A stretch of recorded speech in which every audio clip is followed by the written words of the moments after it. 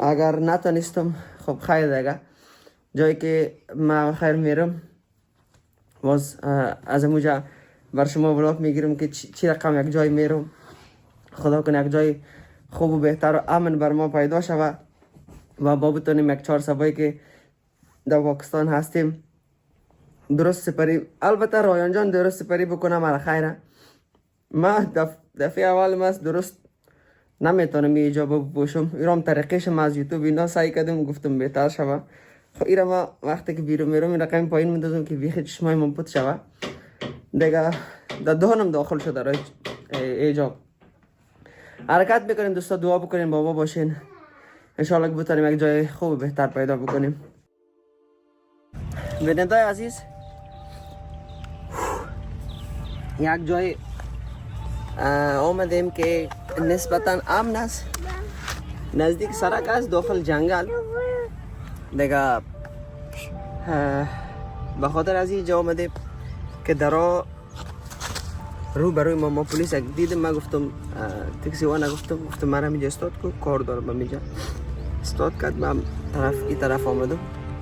من از یک پلیس استیشن براتی تیر شدم ولی چک پوینت که رو برای ما آمد بسیار چک پوینت اساس بود دیگه، یعنی حدس میزدم که مرا میگیرن. رایان جا اینجا رو نرو، اینجا زمین صاف نیه بچه من. نه مفتکی دیگه.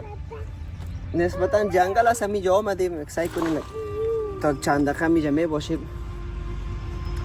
یا یک راه پیاده را انتخاب میکنیم که بتونیم از این پلیس استیشن ما تیر شوم. بعد از باز یک تاکسی میکنم و سفر خود ادامه میتم. من یک جای را بلد هستم شنیدیم که اوجا قرار است برم.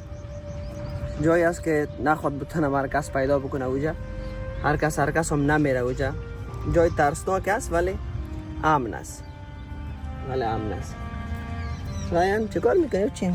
خود خاک سردی میکنی؟